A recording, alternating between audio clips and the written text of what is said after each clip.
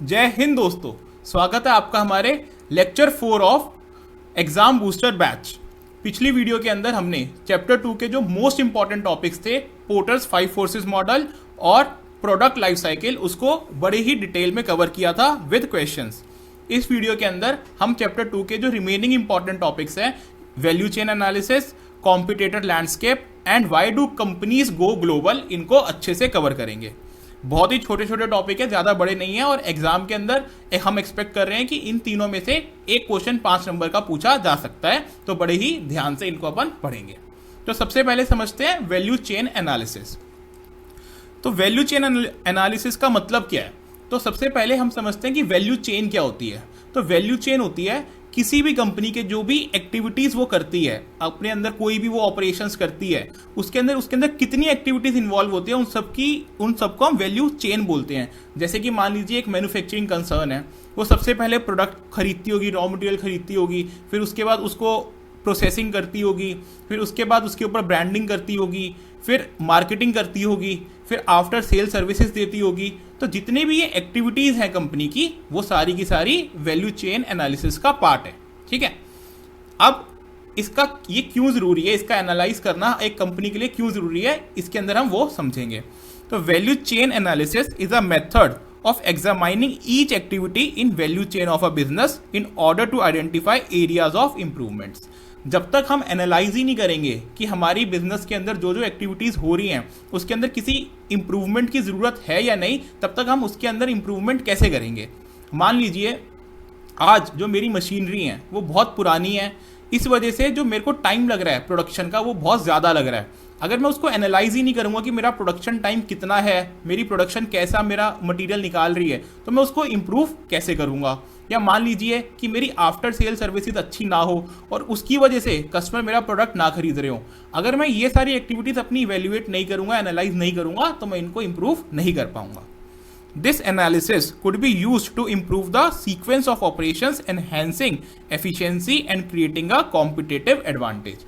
तो इसके अंदर ये है कि मान लीजिए कोई ऐसा ऑपरेशन है जो मैं पहले कर सकता हूं लेकिन अभी मैं बाद में कर रहा हूं, जिसकी वजह से मेरी एफिशिएंसी इंप्रूव हो सकती है, तो वो भी हम इस चीज के अंदर इंप्रूव करने के लिए ट्राई करेंगे। Value chain analysis can be used by business of all sizes. ये आपके एक एमसीक्यू में आ सकता है कि जो वैल्यू चेन एनालिसिस है वो एक सोलो प्रोप्राइटरशिप भी यूज कर सकती है और एक मल्टीनेशनल ऑर्गेनाइजेशन भी यूज कर सकती है। तो एग्जाम में आपको सिर्फ एक लाइन भी लिख दोगे इसकी इंट्रोडक्शन में, तो आपका चलेगा कि value chain analysis is a method of examining each activity in value chain of a business in order to identify areas of improvement. तो ये फर्स्ट लाइन आप लिख देना। अब आगे चलते हैं। वैल्यू चेन एनालिसिस के अंदर प्राइमरी और सेकेंडरी, ये दो टाइप की आपकी एक्टिविटीज होती हैं। तो सबसे पहले अपन समझते हैं कि प्राइमरी एक्टिविटीज कौन कौन सी होती हैं। प्राइमरी एक्टिविटीज को अपन पहले याद करेंगे, वो 5 टाइप्स की होती है: inbound logistics, operations, outbound logistics, marketing and services. ये 5 तरीके की आपकी वैल्यू चेन एनालिसिस होती है। एक एक करके समझते हैं क्या होता है। इनबाउंड लॉजिस्टिक्स, नाम से अगर आप समझो, इनबाउंड का मतलब कुछ भी कंपनी में आना, इनबाउंड, और लॉजिस्टिक्स मतलब कंपनी के अंदर उसको मैनेज करना, उसकी अंदर बाहर का जो है उसका मैनेज करना। ठीक है, लॉजिस्टिक्स जैसे कि हम समझते हैं कि अभी भी हम अपना माल इधर से उधर पहुंचाने को लॉजिस्टिक्स बोलते हैं। तो इनबाउंड लॉजिस्टिक्स है activities concern with receiving, storing and distributing the inputs to the product और सर्विस। जो इनपुट्स है कंपनी के, उसको लेना, जैसे कि गेट पे जब वो आते हैं उसको लेना, फिर उसको वेयर हाउस में स्टोर करना, और फिर जब उनकी रिक्वायरमेंट हो, चाहे वो प्रोडक्शन के लिए हो, चाहे वो ट्रेडिंग गुड्स के लिए हो, तो सेल के लिए हो, उनको देना वापसी। तो इसको हम कहते हैं इनबाउंड लॉजिस्टिक्स मैनेज करना। It includes material handling, stock control and transport. Operations का मतलब होता है कि जब हम अपने इनपुट्स को, जो हम प्रोडक्ट्स बेच रहे हैं, उसमें कन्वर्ट करते हैं, ठीक है, ट्रांसफॉर्म करते हैं। These operations means transform these inputs into the final product or service। ये क्या क्या इंक्लूड करते हैं? ये machining, packaging, assembling, testing that convert raw material into a finish good. Machine हो गया, जो भी हम मशीन के अंदर हम एक्टिविटीज करते हैं वो सब इसका पार्ट बनती है। देन थर्ड आ जाता है आउटबाउंड लॉजिस्टिक्स, यानी कि हमारा माल हमारी फैक्ट्री या हमारी प्रीमाइसिस से बाहर जाना है, कहीं और जाना है। उसके अंदर क्या आता है? Collect, store and distribute the product to customers, यानी कि हम अपना जो प्रोडक्ट हमें बेचना है कस्टमर को, उसको पहुंचाने का काम करते हैं। फॉर टेंजिबल प्रोडक्ट्स, यानी कि जो प्रोडक्ट्स फिजिकली अवेलेबल हैं, उनके लिए जो फंक्शंस इंक्लूड होते हैं इसके अंदर, वो होते हैं warehousing, material handling and transport. और सर्विसेज के केस में इसमें होता है with arrangements for bringing customer to the service. अगर कोई सर्विस प्रोवाइड करनी है तो जो कस्टमर है उसको हम सर्विस तक लेके आए जहाँ पे सर्विस हम प्रोवाइड कर सके उसको, तो उसके अंदर वो यूज होता है। देन आपका आ जाता है marketing and sales. Marketing and sales का मतलब होता है कि लोगों को अवेयर करवाना हमारे प्रोडक्ट के बारे में कि हम ये प्रोडक्ट बना रहे हैं और वो हमारा प्रोडक्ट खरीदें। तो provides the means whereby customers users are made aware of the product या service. It includes sales administration, advertising and selling and so on. Service, services are all those activities which enhance और maintain the value of product या service. जो आपने product बेचा ये after sale services है जो कि आपकी वैल्यू मेंटेन करने में हेल्प करती है प्रोडक्ट को या उसकी वैल्यू एनहेंस करने में हेल्प करती है। अब ये तो होगी आपकी primary activities. In primary activities के बाद आपको इन प्राइमरी एक्टिविटीज को सपोर्ट करने के लिए कुछ सेकेंडरी एक्टिविटीज भी होती है जो वैल्यू चेन एनालिसिस का ही पार्ट बनती है। तो each of these groups of primary activities are linked to support activities. These can be divided into 4 areas. कौन से 4 एरियाज है? First, procurement. प्रोक्योरमेंट का क्या मतलब है कि जो हमने अभी ऊपर 5 एक्टिविटीज देखी, इनबाउंड लॉजिस्टिक्स या फिर ऑपरेशंस, इनको करने के लिए हमें कुछ ना कुछ मटेरियल या कुछ ना कुछ लोगों की जरूरत होगी। लोग तो चलो नहीं, बट मटेरियल की जरूरत होगी हमें, तो वो मटेरियल हमें प्रोक्योर करना पड़ेगा किसी सप्लायर से। तो वो हमारी एक सेकेंडरी एक्टिविटी का पार्ट बनता है, सपोर्ट एक्टिविटी का पार्ट बनता है, वो आता है आपका प्रोक्योरमेंट में। तो this refers to the process of acquiring the various resources inputs to the primary activities, not to the resource themselves as such. It occurs in many parts of the organisation. तो कभी भी जो procurement को है ना, आप inbound logistics के साथ कंफ्यूज मत होना। इनबाउंड लॉजिस्टिक्स होता है कि जब आपके पास माल आ गया आपकी फैक्ट्री में, उसके बाद आपको उसको मैनेज करना है। और प्रोक्योरमेंट होता है कि आपको माल अपनी फैक्ट्री के अंदर या अपनी प्रेमाइसिस में लेके आना है। ठीक है। टेक्नोलॉजी डेवलपमेंट, टेक्नोलॉजी आप मान के चलिए आजकल हर जगह, हर बिजनेस के अंदर, चाहे वो छोटा हो चाहे बड़ा हो, कुछ ना कुछ टेक्नोलॉजी यूज हो रही होती है। चाहे वो एक टेली क्यों ना हो या फिर किसी न किसी प्रोडक्ट की R&D क्यों ना हो, तो वहां पे टेक्नोलॉजी यूज होती है, तो वो भी एक सपोर्ट एक्टिविटी का काम करती है। All value activities having a technology even if it is simply know how, that की technology may be concern directly with the product R&D, product design और प्रोसेस, यानी कि प्रोसेस डेवलपमेंट। टेक्नोलॉजी या तो आपके डायरेक्टली प्रोडक्ट में use हो रही होगी या किसी प्रोसेस में यूज हो रही होगी। Then human resource management. Human resource management का मतलब है जो लेबर, जो एम्प्लॉयज चाहिए काम करने के लिए, उनको मैनेज करने की सपोर्ट एक्टिविटी। एंड देन इसमें आ जाती है आपकी recruiting, managing, training, developing and rewarding people. And then last में आ जाता है इंफ्रास्ट्रक्चर। ये इंफ्रास्ट्रक्चर आपके वो नहीं है, पुल वगैरह ये नहीं है। इंफ्रास्ट्रक्चर है जैसे आपको कंपनी की फैक्ट्री चाहिए प्रोडक्शन करने के लिए, या फिर आपको सॉफ्टवेयर चाहिए कुछ प्रोसेसेस करने के लिए, वो सारा इंफ्रास्ट्रक्चर इसके अंदर आता है। Planning, finance, quality control, information management system, ये सारे जो है एक ऑर्गेनाइजेशन में बहुत ही इंपॉर्टेंट होते हैं। तो जो इन चीज़ों को मैनेज करता है वो भी एक सपोर्ट एक्टिविटी का पार्ट है। तो ये आपका हो गया वैल्यू चेन एनालिसिस, जो आपके एग्जाम में आराम से 5 नंबर का पूछा जा सकता है। इसका एक बहुत ही अच्छा मल्टीपल चॉइस क्वेश्चन है, वो हम करते हैं।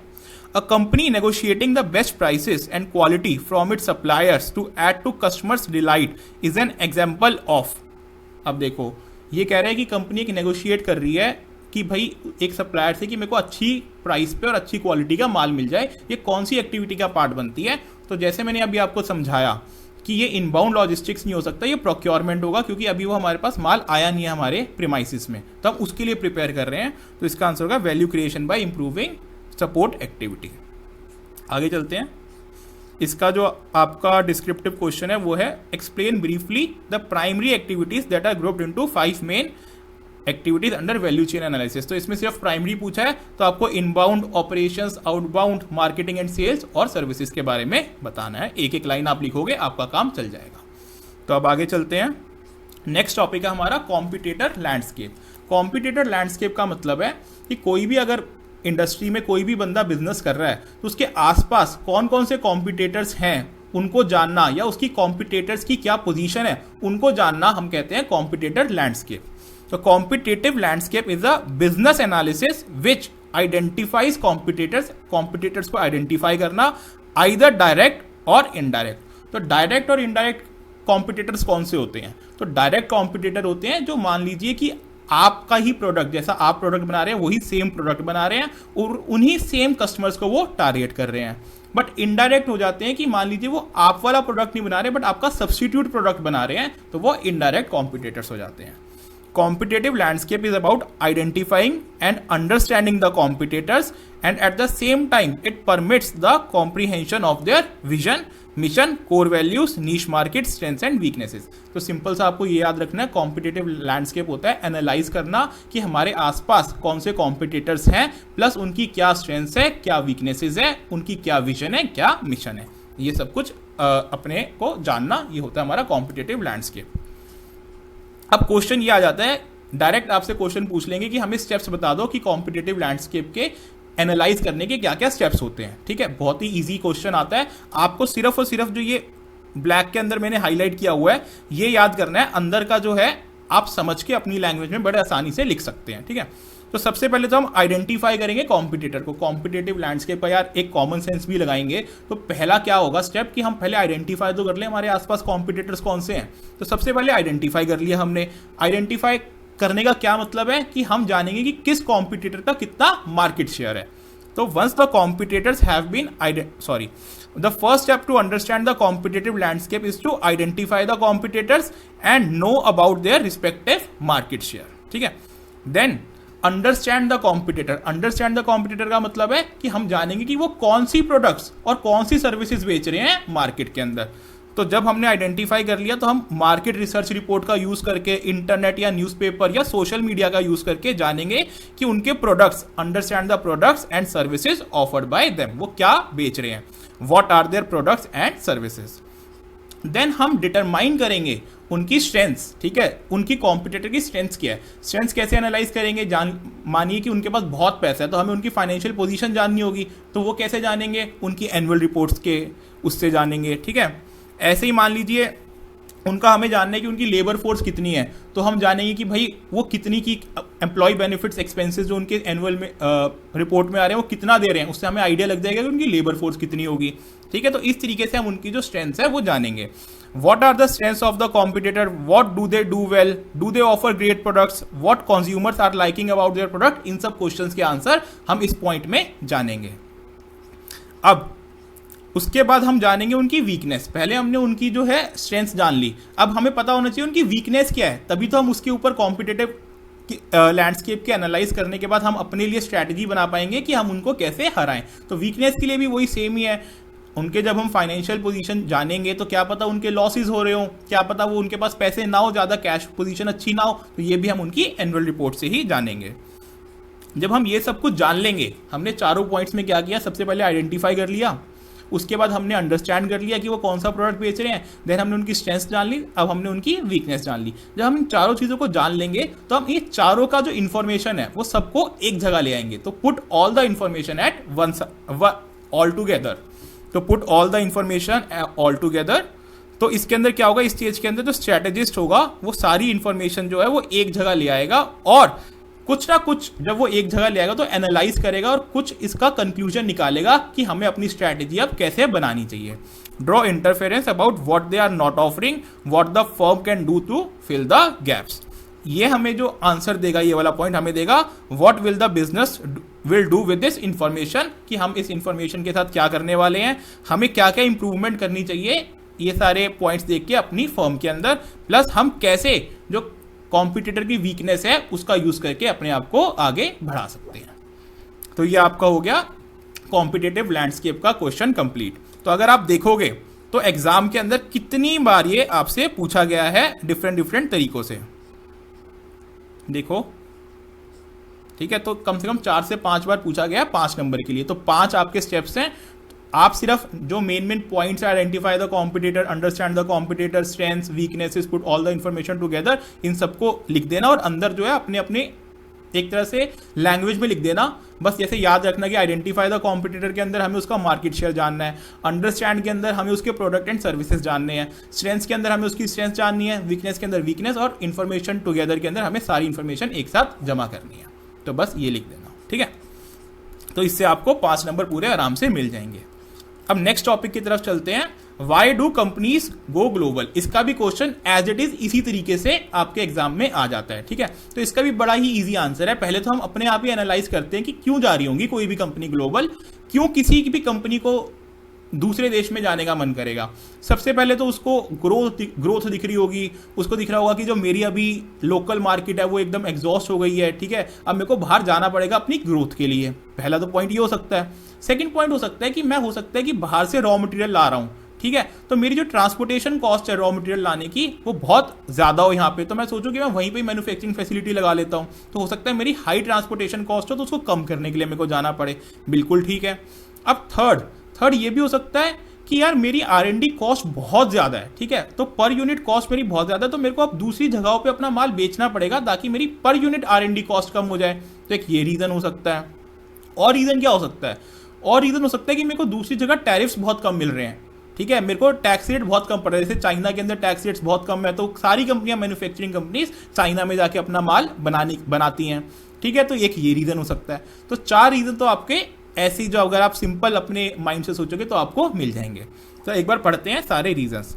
सबसे पहले, one reason could be the rapid shrinking of time and distance across the globe due to faster communication, speedier transportation and growing financial flows and rapid technological changes. एक तो भाई जब देश इतना एडवांस हो ही रहा है, पूरा वर्ल्ड इतना एडवांस हो रहा है, फास्टर कम्युनिकेशन है, फास्टर ट्रांसपोर्टेशन है, तो हम क्यों ना जाएं ग्लोबल। तो इसका है कि भाई क्योंकि डिस्टेंस और टाइम बहुत कम हो रहा है, और अगर हमारी टेक्नोलॉजी, हमारा प्रोडक्ट ऐसा है जो वर्ल्ड में चल सकता है, तो why not. Second, domestic markets are no longer adequate and rich. जो हमारी लोकल मार्केट्स है वो अब इतनी एडिक्वेट नहीं रहेगी, हमारा प्रॉफिट और हमारी सेल्स बढ़ती रहे उसके अंदर, तो अब हमें ग्लोबल जाना पड़ेगा।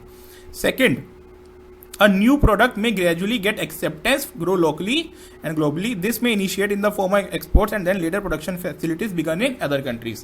तो इसके अंदर कह रहे हैं कि लोकल मार्केट के अंदर हमने पहले अपना प्रोडक्ट लॉन्च किया, अब वो इतना बड़ा हो गया कि वो दूसरी जगहों पे भी एक्सपोर्ट होना शुरू हो गया है, और वो इतनी क्वांटिटी में होता है कि अब बेटर यही है कि हम वहीं पे अपनी प्रोडक्शन फैसिलिटी लगा लें, वरना हमारी कॉस्टिंग ज्यादा बढ़ रही है। Then organizations may go global because of advantage of cheaper raw material. कहीं दूसरी देश में हमें अगर रॉ मटेरियल सस्ता मिल रहा है तो हम वहीं पे जाएंगे। Second, plants to reduce transportation cost, यानी मैंने अब जैसे आपको बताया कि अगर हम कहीं और से रॉ मटेरियल अपने देश में लेके आ रहे हैं तो हम वहीं पे ही सोचते हैं, वहीं पे फैक्ट्री लगा लेते हैं ताकि हमारी ट्रांसपोर्टेशन कॉस्ट कम हो सके। देन अगर हमने कोई बहुत ज़्यादा R&D पे खर्चा किया है तो हमारी सेल्स वॉल्यूम इतनी हो जाए कि हमारी पर यूनिट R&D कॉस्ट कम हो जाए। एंड देन लास्ट, जो लोकल टैक्सेशन लॉज हैं दूसरी कंट्री के, वो बहुत फेवरेबल है हमारे लिए, इसलिए हम जाते हैं दूसरी कंट्री में। तो ये 5-6 पॉइंट्स है, इसमें से आप 4 या 5 पॉइंट्स याद करके लिख लेना, तो आपका बड़े आसानी से 5 नंबर मिल जाएंगे। तो आज के लेक्चर के अंदर अपने ये 3 टॉपिक्स ही अपने को कवर करने थे। आशा करता हूँ कि आपको बहुत मज़ा आ रहा होगा इन एग्जाम बूस्टर लेक्चर्स के अंदर। अगर आपको इन लेक्चर से फायदा हो रहा है तो प्लीज इस चैनल को सब्सक्राइब जरूर करें एंड वीडियो को लाइक जरूर करें और अपने दोस्तों के साथ शेयर जरूर करें। ऑल द बेस्ट दोस्तों एंड बाय बाय।